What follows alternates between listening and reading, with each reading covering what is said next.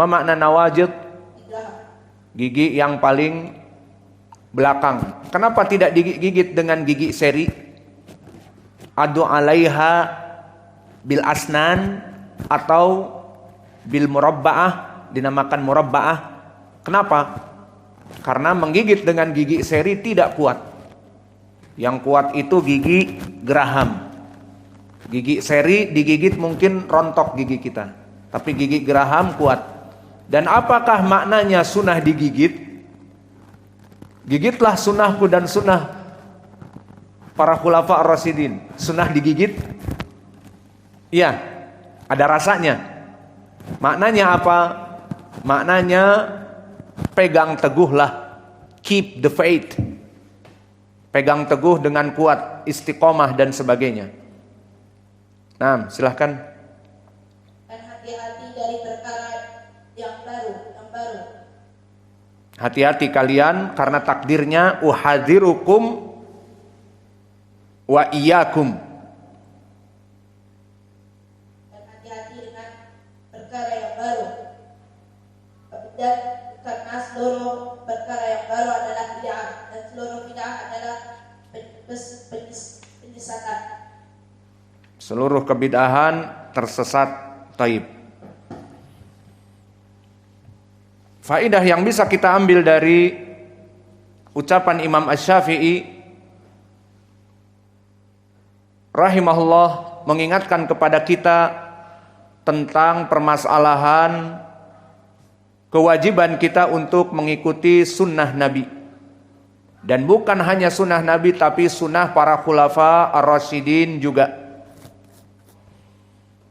Dan maknanya di sini adalah makna salaf bukan hanya dari Nabi saja, tetapi pemahaman para sahabat, terutama para khulafa ar-rasyidin, dimutlakkan kepada Abu Bakar, summa Umar, summa Ali, summa Utsman, summa Ali.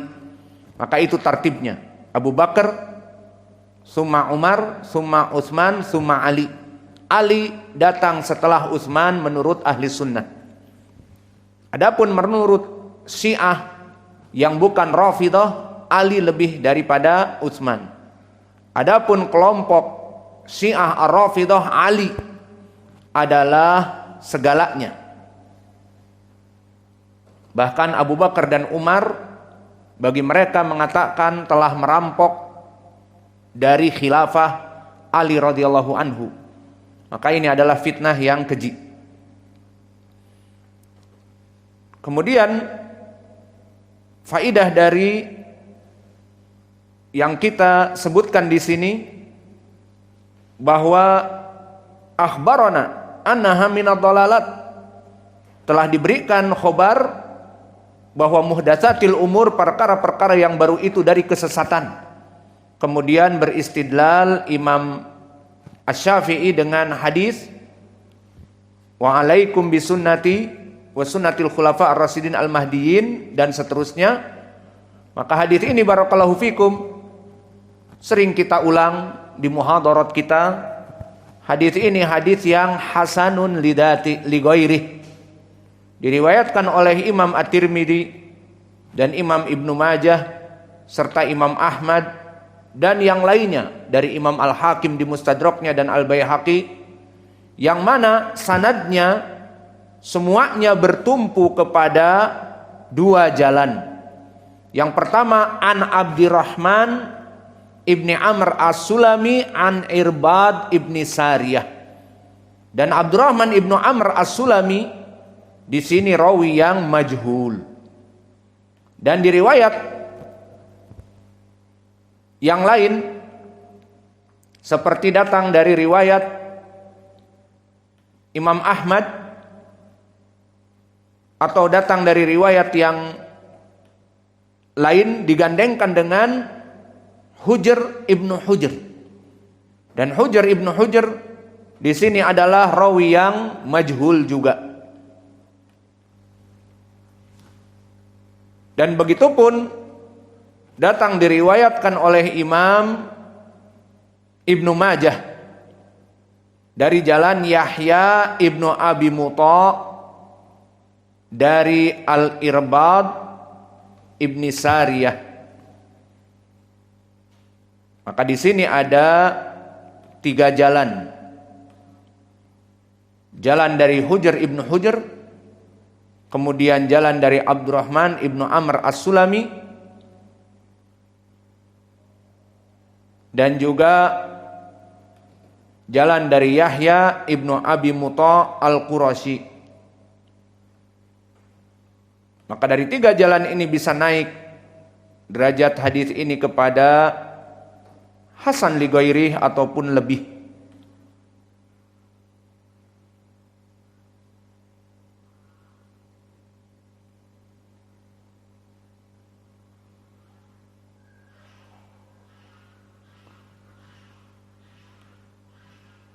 Dan Yahya ibnu Abi Muta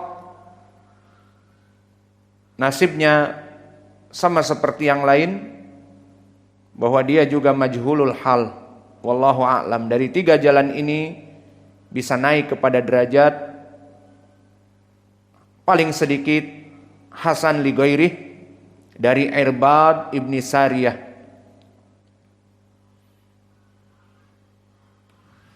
Kemudian tambih, kebanyakan dari para penceramah menambahkan dengan riwayat wa kullu dhalalatin finnar. Maka jika dia menyambungnya dengan hadis Irbad ibni Sariyah, misalnya wa alaikum bisunnati wa sunnatil khulafa ar-rasyidin al-mahdiyyin addu 'alaiha binawajid, kemudian terus disampaikan wa iyyakum wa muhdatsatil umur fa inna kulla muhdatsatin bid'ah wa kullu bid'atin dhalalah. Selesai hadis Irbad, ditambah wa kullu dhalalatin finnar. Kalau dia menyambungnya dengan riwayat Irbad ibni Sariyah ini, maka tidak benar,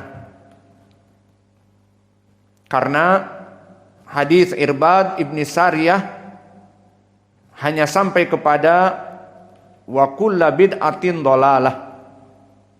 Lalu bagaimana jika kita tambah wa kullu dhalalatin finnar, boleh apa tidak? Jawabnya boleh, namun bukan dari hadis Irbad ibni Sariyah, tapi dia dari hadis diriwayatkan oleh Imam Muslim dari Jabir ibni Abdullah. Antum tahu di riwayat Jabir ibni Abdullah berkata Rasulullah sallallahu alaihi wa ala alihi wasallam, fa inna khairal huda hadi Muhammadin sallallahu alaihi wa ala alihi wasallam wa syarrul umur muhdatsatuha wa kullu muhdatsatin bid'ah. Maka kalimat wa kullu muhdatsatin bid'ah yang diriwayatkan oleh Imam Muslim sampai sini. Kemudian diriwayatkan oleh Imam An-Nasa'i ditambah wa kullu muhdatsatin bid'ah wa kullu bid'atin dhalalah. Maka ini asal dari riwayat Jabir ibni Abdullah. Dari riwayat Jabir ibni Abdullah, wa kullu muhdatsatin bid'ah. Adapun tambahan wa kullu bid'atin dhalalah diriwayatkan Imam An-Nasa'i dari Jabir di riwayat Muslim, yang mana sanadnya sama dengan riwayat Muslim, mendekati. Maka tambahan ini tambahan yang sahih. Maka faedah yang bisa kita petik juga dari hadis ini, selain dari tadi kita sebutkan takhrijnya dan i'rabnya, maka faedah yang agung di dalam pembahasan kita ini adalah perlu diketahui barakallahu fikum, kita sebagai ahli sunnah as-salafiyah yang selalu kita mengaku-ngaku dan membanggakan kita ahli sunnah dan salafiyah, maka tidaklah ahlu sunnah dan salafiyah kecuali mengamalkan apa yang ada di dalam hadis Irbad ini adalah menghidupkan sunnah. Dan yang kedua, mematikan bid'ah. Inilah pekerjaan kita sebagai ahli sunnah. Maka jika berkuar-kuar kita ahlu sunnah wal jamaah, namun kita melaksanakan maulidan, kita ahlu sunnah wal jamaah, namun melaksanakan kebid'ahan yang ada, maka itu bukan ahlu sunnah hakiki. Maka ahlu sunnah maknanya mereka yang menghidupkan sunnah dan mematikan kebid'ahan. Dan ini sesuai hadis Irbad tadi, alaikum, tadi telah kita i'rab ismun fi'il amr yang maknanya alzimukum, berpegang teguhlah kalian dengan sunnah. Maknanya yang mengaku salafi, mengaku ahli sunnah, hidupkan sunnah-sunnah. Banyak dari sunnah-sunnah yang termatikan kita hidupkan semampu kita dengan ilmu yang kita pelajari. Maka ini yang pertama. Yang kedua, matikan kebid'ahan semampu kita dari kebid'ahan yang ada. Maka inilah pekerjaan kita sebagai ahlu sunnah as-salafiyah, yang mana kita di sini dalam keadaan menghidupkan sunnah dan mematikan kebid'ahan. Lalu apa itu sunnah? Sunnah dari segi lughah barakallahu fikum, dia adalah at-thariqah, dia adalah jalan. Sunnah maknanya asalnya adalah jalan. Namun menurut istilah, dan ini yang kita definisikan, maka alaihi an-nabiy sallallahu alaihi wasallam wa ashabihi, apa-apa yang kembali kepada Nabi dan kepada jalan Nabi dan jalan para sahabatnya, baik dari segi akidah, baik dari segi fikih, baik dari segi manhaj. Maka inilah yang diinginkan dengan as-sunnah. Sehingga faham maknanya, alaikum bisunnati, wajib atas kalian dengan sunnahku, maknanya sunnahnya Nabi dan para sahabat yang ada padanya dari akidah dan dari fikih dan yang lainnya. Dan mengikuti sunnah wajib, seperti hadisnya di dalam hadis Irbad ini, alaikum bisunnati, karena ismun fi'il amr di ilmil usul yufidul wujub. Ismun fi'il amr di ilmil usul sama dengan fi'lun amr yufidul wujub. Maka maknanya alaikum alzimukum fi'lun amr, maka wajib. Ini dari hadis Irbad pendalilan wajibnya.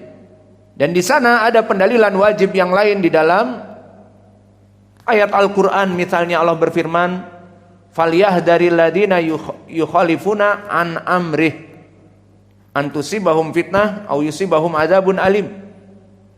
Dan juga ucapan Allah, wa may yushaqiqir rasul mim ba'di ma tabayyana lahul huda wa yattabi' ghayra sabilil mu'minin nuwallihi ma tawalla wa nuslihi jahannam wa sa'at masira. Di sini dua ayat ini menjadi pendalilan tentang wajibnya ittiba' dan ditahdzir bagi mereka yang menyelisihi sunnah dengan falyahdharil ladina yukhalifuna an amri dan wa may yushaqiqir rasul min ba'di ma tabayyana lahul huda. Dan begitupun di dalam surat Al-Ahzab, laqad kana lakum fi rasulillah uswatun hasanah liman kana yarjullah wal yaumal akhir. Maka dengan mengikuti Nabi itu adalah kebaikan, karena Nabi telah mengatakan, Allah telah berfirman pada Nabi itu uswatun hasanatun. Maka i'rab hasanatun sifat untuk uswah, laqad kana lakum fi rasulillah uswatun hasanah. Maka uswatun di sini disifatkan dengan hasanah, contoh yang baik. Maka jika kita ingin selamat, mengikuti sunnah Nabi karena padanya contoh yang baik, dan mengikuti sunnah Nabi hukumnya di sini wajib, tergantung dari sunnahnya.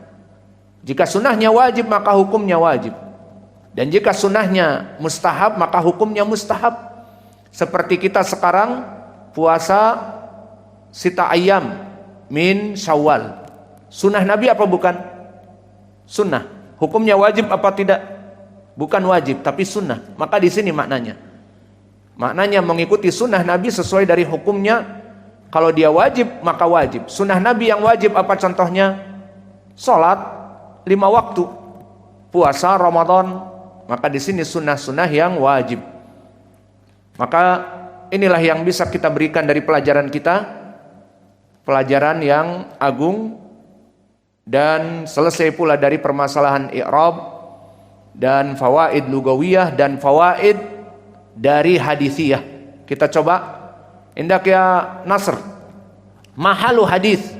Alaikum bisunati wa sunatil khulafa ar-rasyidin al-mahdiyin. Indakum.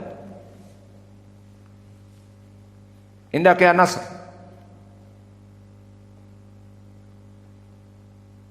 Mahaluh. Taib. Datang dari 3 tabi'i kepada Irbad. Siapa saja? Rahman As-Sulami. Abdurrahman ibnu Amr. Rahman ibn Amr As-Sulami. Kedua. Hujar. Ketiga. Yahya ibn Abi Bakar. Hasan. Maka hadis ini bisa hasan li ghairihi. Dan hadis ini disahihkan oleh para ulama terdahulu dan di zaman sekarang. Disahihkan oleh Imam Ibnu Taimiyah dan yang lainnya dari para ulama yang banyak. Dan disahihkan oleh ulama era now seperti Syekh Al-Albani dan Syekh kami Muqbil Al-Wadi'i dari jalan yang kami sebutkan tadi.